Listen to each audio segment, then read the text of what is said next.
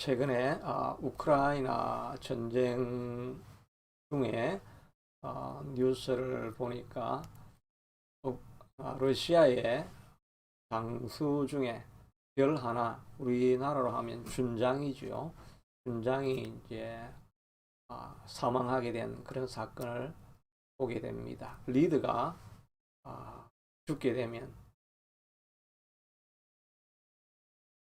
군사적인 큰 사기가 떨어지는 그런 일이라고 할 수가 있을 것입니다. 특별히 이 준장이 많은 사병들 앞에 격려하는 강연을 하고 있는 중에 저격수에 의해서 이 준장이 바로 죽게 되었다고 합니다.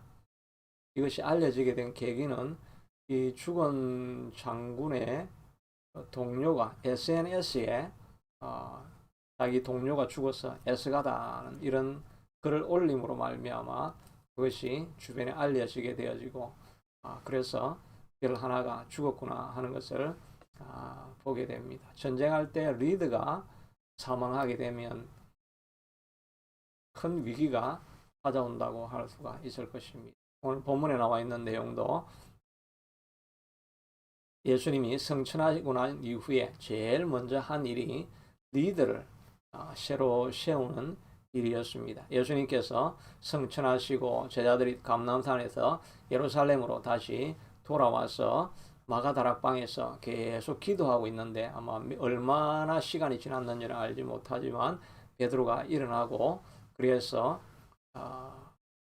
12사도 중에 한 명 유다가 빈자리를 채우는 이야기가 오늘 본문에 있는 내용으로 되어져 있습니다. 오순절이 이르기 전에 이런 리더를 세우는 일, 이것이 얼마나 중요했는가 하는 것을 우리가 볼 수가 있습니다. 본문을 따라서 교훈을 얻으려고 합니다.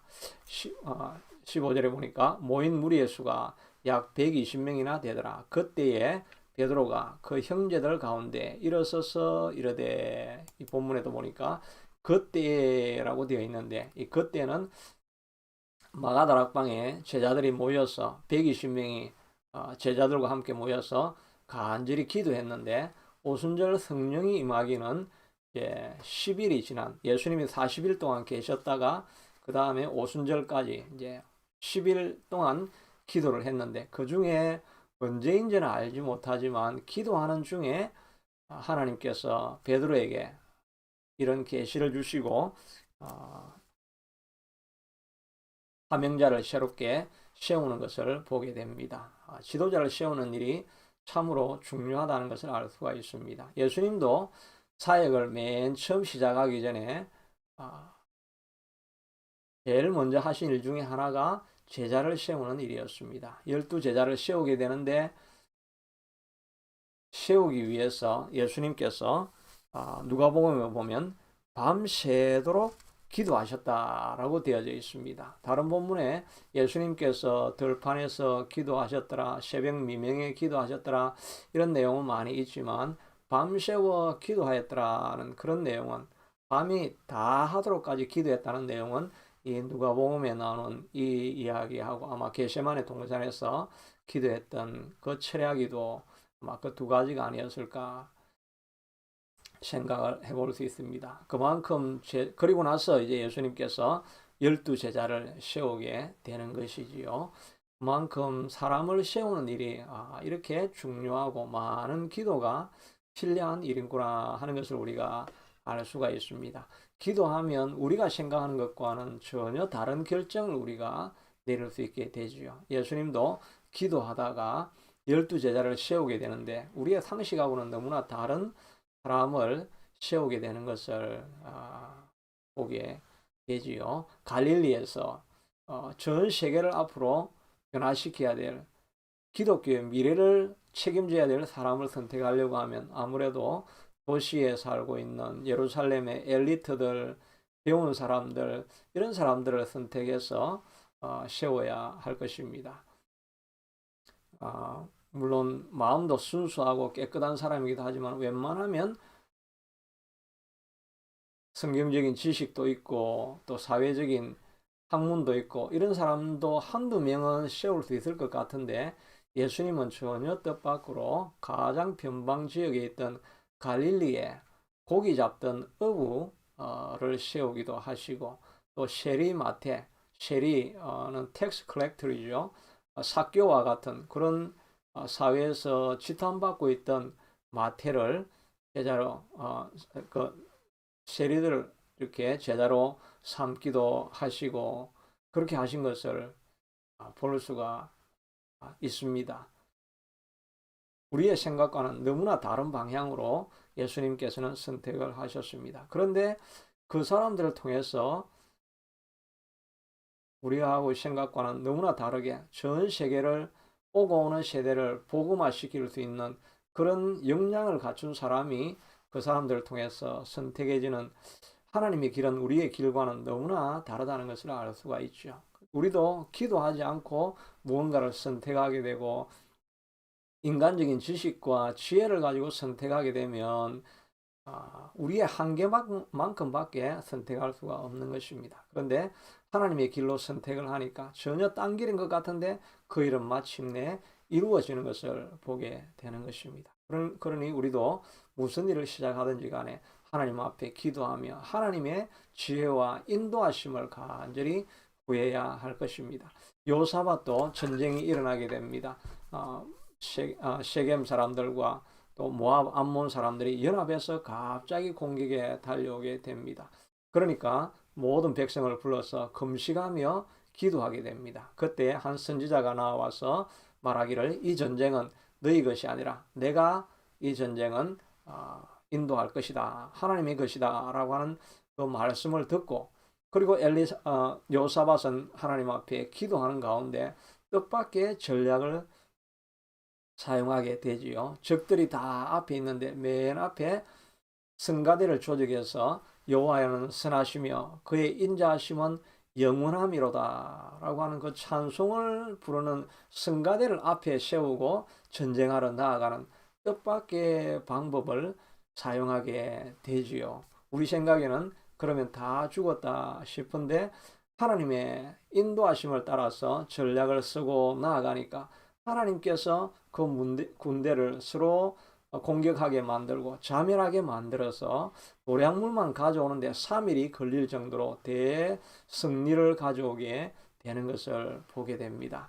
너의 지혜를 의지하지 말고 너는 범사에 그를 인정하라. 그리하면 내 길을 지도하시리라 말씀하신 것처럼 하나님이 이 전쟁에, 내 삶에, 우리의 교회와 가정에 주인이 되신다, 그분이 인도해 가신다 하는 것을 우리가 범사에 인정하면 우리가 무슨 일을 하기 전에 하나님 앞에 기도하며 하나님의 인도하심을 기다리며 하나님의 도움을 가지고 나아가게 될 것입니다. 그러면 사람이 생각하지도 못했던 엉뚱하고 망하는 길 같이 보이는 그 길을 선택하는데 하나님께서 지켜주시기 때문에 그 길은 마침내 성공하는 길이 되는 것입니다.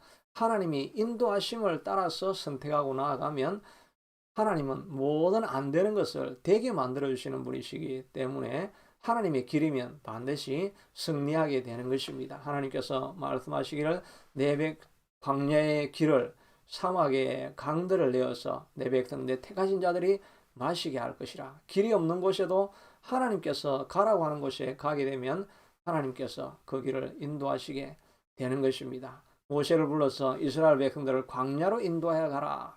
광야로 가서 200만이 살아남을 길이 없는데 그 길을 가라고 하시니까 그냥 순종해서 그 길을 가게 되니까 홍해, 넘을 수 없는 홍해가 앞에 나와도 하나님께서 홍해를 가르시고 길을 만드시고 나아가서 40년 동안 아무것도 먹을 것, 마실 것이 없는 곳에서 만나와 메추라기와 반석에서 물을 내셔서 거기 안에 살아남고 가나안 땅으로 들어가게 만들어 주시는 것입니다. 하나님의 인도하심을 받고 가는 길이 가장 안전한 길이지요. 제자들도 예수님 또 사도와 지도자를 세우기 전에 기도하면서 나아갈 때 하나님의 인도하심을 받게 된 것을 보게 되는 것입니다. 16절을 보니까 형제들아, 성령이 다윗의 입을 통하여 예수 잡는 자들의 길잡이가 된 유다를 가리켜 미리 말씀하신 성경이 응하였으니 마땅하도다. 이렇게 제자들이 간절히 기도하고 있었습니다. 기도하고 있었는데 베드로에게 하나님의 말씀이 응했는데 성경이 응하였다라고 이렇게 말하고 있는 것입니다. 성경은 앞에 뒤에도 나오는 것처럼 20절에 보면 시편에 기록하였으되 그의 거처를 황폐하게 하시며 거기 거하는 자가 없게 하소서 하였고 또 일러서되 그의 직분을 타인이 취하게 하소서 하였도다. 이렇게 성경을 인용하고 있는데 이 성경 말씀은 시편 69편, 시편 119편에 나오는 말씀입니다. 말씀을 따라서 베드로는 하나님의 인도하심을 받게 되는 것입니다. 교회도 마찬가지로 우리가 인도함을 받게 되는 것은 말씀을 따라서 인도함을 받을 때 가장 안전한 길로 가게 되는 것이지요. 우리가 시편 119편에 있는 것처럼 주의 말씀은 내 발의 등이요 내 길에 빛이니이다. 깜깜하고 아무것도 알 수 없는 앞이 보이지 않는 길이라 할지라도 우리가 주의 말씀을 의지하고 거기에 한 걸음 한 걸음을 내딛게 되어지면 말씀이 우리를 인도해서 가장 안전한 곳으로 가게 되는 것이지요. 그러니 우리의 삶 가운데 늘 말씀을 가까이 하고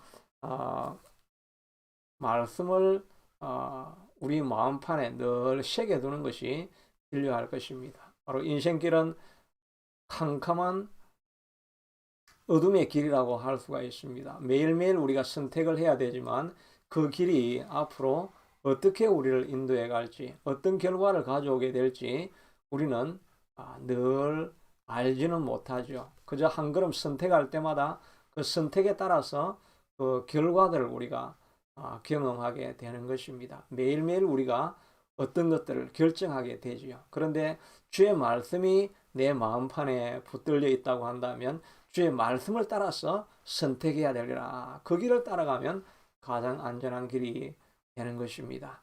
우리도 아침에 일어나서 말씀을 묵상하지 않고 하루를 시작하면 또 우리는 매일 저녁 기도회를 하니까 저녁 기도회를 통해서 주시는 말씀을 선택하지 않고 생각을 하면 내 마음에 가득한 세상 생각들이 가득합니다. 내가 이렇게 해야 되겠다. 이런 일은 이렇게 해야 되겠다. 이런 마음에 가득하다가 말씀을 듣고 저는 또 말씀을 준비하면서 말씀을 묵상하고 그러다 보면 하나님이 원하시는 길은 이 길이구나 하는 것을 우리가 깨닫게 되면서 내가 선택하는 것들을 점점 바꾸어 갈 때가 얼마나 많은지 모릅니다. 매일매일 그런 일들이 일어나고 있는 것이지요. 그러니 우리가 말씀을 읽지 아니하고 말씀의 인도하심을 받지 않고 지나갔다고 한다면 내가 어떤 것을 선택했을까 하는 것을 생각하면 때로는 끔찍한 생각을 우리가 들 때도 있는 거죠. 그때 하나님 말씀이 없었다고 한다면 내 생각대로 선택했다고 한다면 정말 비참한 결과를 초래했을 것이다. 그런 생각을 가질 때가 많이 있죠.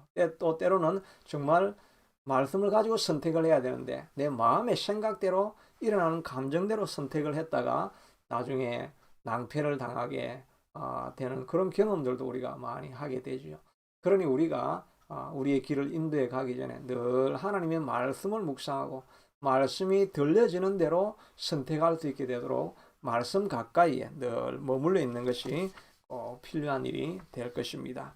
베드로는 성경대로 약속되어진 대로 유다는 죽게 되었다. 그리고 그 자리가 비게 되어졌다라고 말하고 있습니다. 69편과 109편에 나와 있는 시편을 그대로 이 역사 가운데 이루어진 것을 말하고 있지요.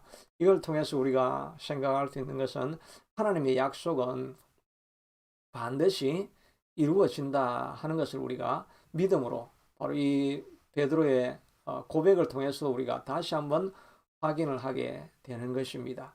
하나님께서는 다시 예수님께서 너희가 올라간 대로 올라가는 것을 본 그대로 예수님은 다시 오시겠다라고 말씀하여 주셨고 우리가 또 요한계시록에 우리 기도회를 통해서 지난번 시간에 다 읽어보았지만 하늘에서 새 예루살렘이 내려와서 우리가 부름을 받은 자는 거기에 거하고 영원한 나라에서 통치하게 될 것이다 라고 하는 그런 약속을 보여주었는데, 그런 약속도 정말 우리에게도 반드시 일어나게 될 것을 우리가 믿음으로 소망하고 나아가야 할 것입니다.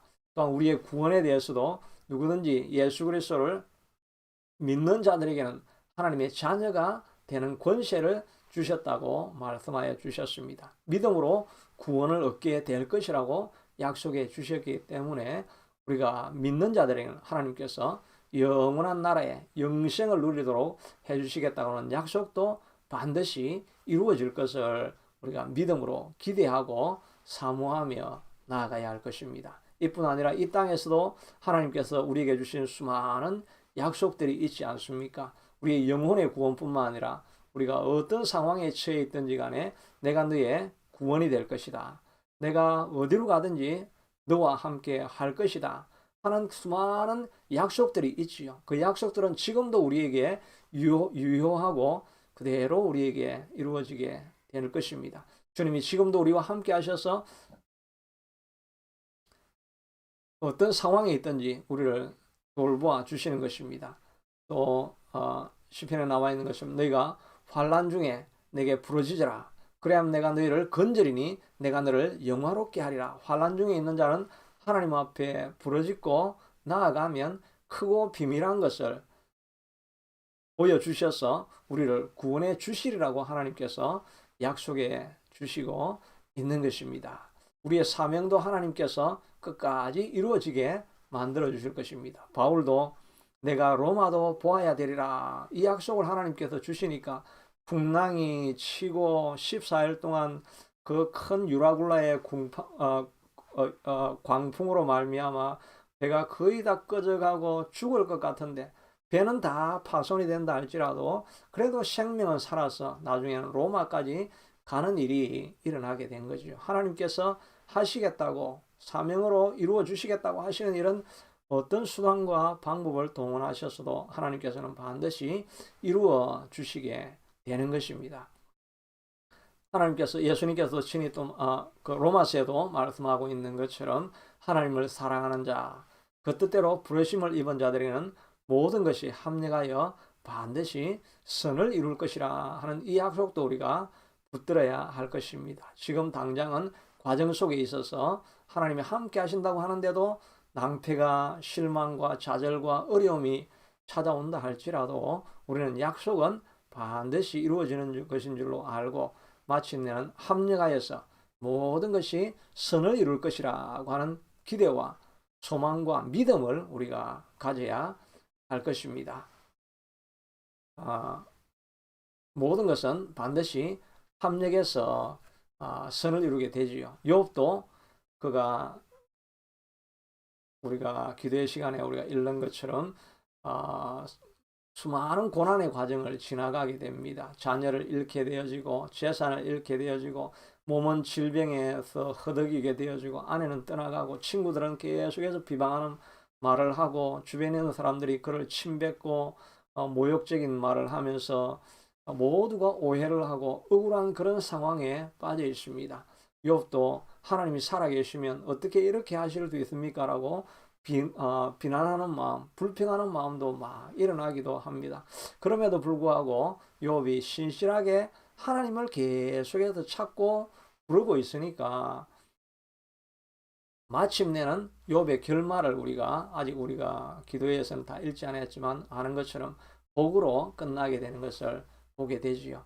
그러므로 우리도 모든 상황 속에서도 믿음을 잃지 않아야 되는 것은 하나님을 사랑하는 자, 그 뜻대로 부르심을 받은 자들에게는 마침내 협력하여 모든 것을 선으로 반드시 이루어지리라 이런 믿음 가운데 소망을 잃지 않아야 할 것입니다. 야고보서에서 말하고 있는 것처럼 너희가 여러 가지 시험을 만나거든 온전히 기쁘게 여기라. 어려움이 있지만 오히려 이 일은 나의 유익을 위한 것이다 하는 마음을 가지니까 기쁘고 소망과 즐거움 가운데 머물 수 있게 되는 것입니다. 이는 너희 믿음의 실현이 인내를 만들어내는 줄 알미니라. 인내를 온전히 이루라. 이는 너희를 온전하고 구비하여 조금도 부족함이 없게 하시려고 하나님께서 이런 과정을 지나가게 하시는 것이다 하는 생각을 가지면 환난 중에서도 우리가 기뻐하고 앞으로 더 나은 모습으로 나오리라 고백할 수 있게 되는 것이죠. 욥도 23장에서 말하고 있는 것처럼 내가 우측을 보아도 좌를 보아도 앞을 보아도 뒤를 보아도 주님을 볼 수 없지만 그러나 오직 나의 가는 길을 그가 아시나니 그가 나를 단련하신 이후에는 내가 정금같이 나아오리라. 여전히 그는 소망 가운데 하나님의 함께 하심을 기다리고 있는 것입니다. 우리도 우리의 주어진 상황 가운데서도 여전히 소망 가운데 기뻐하는 마음으로 적극적인 마음으로 또 감사하는 마음으로 환난 속에서도 머무르고 이겨낼 수 있게 되기를 바라는 것입니다. 그것이 하나님께서 오늘 말씀에 있는 것처럼 약속은 반드시 이루어진다는 것을 믿는 사람들이 갖추어야 될 태도라고 할 수가 있을 것입니다. 17절에 있는 말씀을 보면 이 사람은 본래 우리 수 가운데 참여하여 이 직무의 한 부분을 맡았던 사람이라고 말하고, 물론 이 사람은 유다를 말하죠. 우리 가운데 참여하여 한 직분을 맡았던 자라고 말하고 있습니다. 본문을 볼 때 우리가 많이 의문을 가게 되는 것이 왜 꼭 한 명을 더 이 중요한 시기에 한 명을 더 세우라고 했을까, 이런 생각을 질문을 해보게 되는데 질문의 대다수의 자료를 찾아보면 12명이니까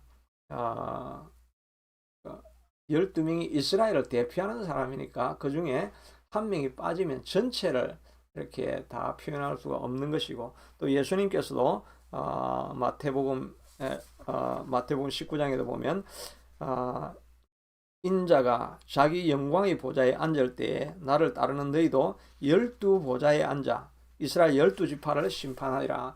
12지파장이 있어야 12지코를 다스릴 수 있게 되기 때문에 12명을 이렇게 맞추어 놓아야 될 것이다 하고 예수님이 하신 말씀을 근거로 해서 그렇게 생각을 해볼 수가 있는 것입니다.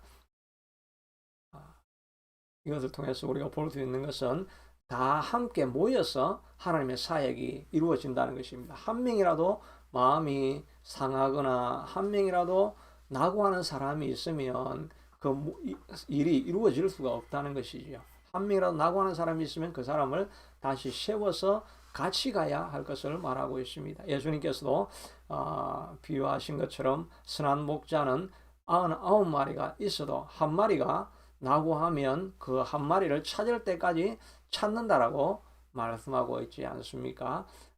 그래서 다 같이 이 사도행전은 교회를 이루어가는 과정이니까 다 같이 갈 수 있게 하도록 한 명도 낙오하지 않게 되도록 다시 세우는 것이 중요할 것입니다. 또 한편으로 생각할 수 있는 것은 사역이 한 명이 실패하였기 때문에 사역이 다 멈추어지고 끝나야 할 것이 아니라 그 사람이 실패하고 실족하였다 할지라도 맡겨진 그 사역은 영원히 계속해서 가야 한다는 것을 알 수가 있습니다. 우리 개인적으로 생각해 보아도 우리가 일을 하다가 실패할 때가 있습니다.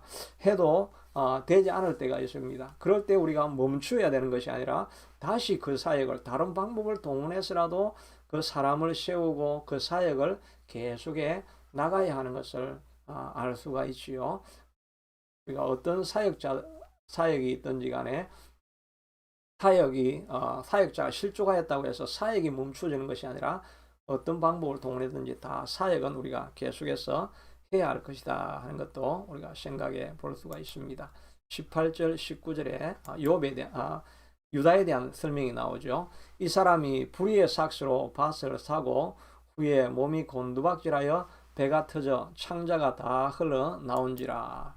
19절에는 이 일이 예루살렘에 사는 모든 사람에게 알려져 그들의 말로는 그 밭을 아겔다마라 하니 이는 피밭이라는 뜻이라고 하면서 유다의 죽음에 대해서 묘사를 하고 있습니다. 마태복음이나 다른 데 보면 유다는 그냥 나무에 목매달아 죽었다 이렇게만 나와 있는데 이 오늘 사도행전에 나와 있는 본문은 너무나 적나라하게 아마도 그 창자가 터져서 죽었다고 하는 것을 보면 목매달려 있다가 줄이 끊어지니까 땅에 떨어져서 그 몸이 터지고 이렇게 한 아주 비참한 모습으로 설명을 하고 있습니다. 이것이 바로 사단의 사역의 최종적인 결말이 되는 것입니다. 유다는 예수님에 대해서 민족주의적인 생각을 가지고 자기 민족을 구원할 사람으로 생각했던 이런 민족주의자다라고 이렇게 좋게도 생각할 수 있습니다. 그러나 성경에서는 말하고 있기를 돈을 맡은 자인데 그 돈을 훔친 자라고 말하고 있습니다. 그러니까 민족주의자 이런 것보다는 사실은 좀 더 그에게 탐심이 가득한 사람이었다, 이렇게도 평가할 수가 있습니다. 우리 모두가 탐심도 생길 수가 있고 또 비방하는 일들이나 이런 연약한 모습을 가질 때가 있지요. 그러나 그럴 때가 잠깐 있는데 그걸 오래 가지고 있을 때 사단이 들어와서 그를 점령해 버리는 것을 알 수가 있게 되는 것입니다. 그런 은삼십을 얻기 위해서 예수님을 팔려고 하는 생각을 사단이 넣었다라고 말하고 있습니다. 처음에는 조그만 탐심이 있었는데 그 탐심을 이용해서 사단이 공격해서 예수를 파는 자리까지 나아가게 만들었던 것을 보게 되는 것입니다. 그러니 우리가 어떤 자료를 제공하고 악한 생각이 있을 때 그걸 빨리 말씀으로 묻어버리고 우리 자신을 경계하고 관리를 하면 그런 탐심이나 악한 생각들은 사라질 수가 있는데, 그것들을 방치하게 되어지면 사단이 와가지고 그것을 계기로 사용해가지고 그 악한 길로 마지막에는 인생을 망하게 하는 자리까지 이끌어가는 것을 보게 되는 것입니다. 사단이 결국은 마치 암세포와 같은 것이지요. 몸 안에 들어와서 다른 건강한 세포들을 다 죽여버리고 마지막에는 그 암세포를 가지고 있는 주인이 죽을 때까지 완전히 파괴하고 자기도 죽어버리는 것.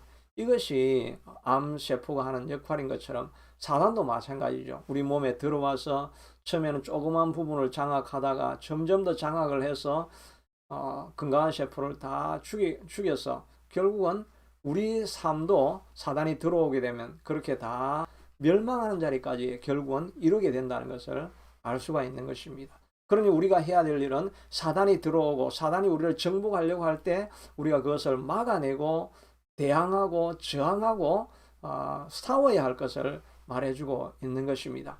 그래서 에베소서에도 보면 악한 사단을 대적하기 위하여, 종말로 악한 사단을 대적하기 위하여 너희가 하나님의 전신갑주를 입으라고 말하고 있지 않습니까? 의의 흉배를 붙이고 진리의 허리띠를 띠고 평안의 복음의 신을 신고 머리에 구원의 투구를 쓰고 또 믿음의 방패를 가지고 성령의 그 말씀을 가지고 싸워야 될 것을 말하고 있습니다. 다시 말해서 우리가 끊임없이 전쟁의 터에 나아가기 때문에 언제든지 사단이 우리를 공격하게 되고, 그러므로 우리가 계속해서 방어하는 마음으로 방어하는 옷을 우리가 가지고 있지 않으면 우리가 언제 망하게 될지, 또 공격으로 말미암아 우리가 멸망하는 자리에 떨어질지 알지 못하는 것입니다. 바울도 고백하기를 내가 이 복음을 다 전한 이후에 내가 혹시 떨어질까 하여 내가 나를 쳐서 복종한다라고 말하고 있습니다. 바울과 같이 그렇게 믿음으로 살아가는 사람들도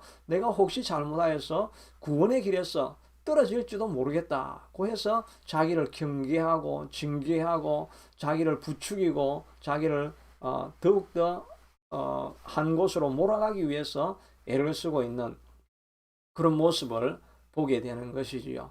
우리는 일러서 무엇 하겠습니까? 우리도 얼마나 연약한 존재인데 우리 자신이 완전 무장하고 또 복음의 전신갑주를 입지 않으면 우리도 금방 실패하고 낭망하는 자리에 떨어질 수밖에 없을 것입니다. 사단을 대적하라, 그리하면 너희를 피하리라. 그러나 주님을 가까이 하라, 그리하면 너희를 가까이 하시리라. 우리가 하나님하고 가까이 있지 않으면 어느 순간에 우리가 사단과 가까운 자리에 가게 되는 것을 우리가 보게 되지요. 우리의 마음 가운데 늘 말씀으로 채워놓고 또 믿음의 찬송과 또 예배를 통해서 하나님 앞에 가까이 가려고 노력하고 애를 많이 쓰고 그래야 우리의 육신을 따라가지 아니하고 하나님께로 가까이 갈 수 있는데, 이 하나님께 가까이 가는 일을 조금씩 등한히 하게 되면 그냥 그 자리에 있는 것이 아니라 어느 순간에 사단과 가까이 가는 자리가 되어서 결국은 자기 자신을 멸망하는 자리에까지 이르게 할 수밖에 없는 그런 것이 바로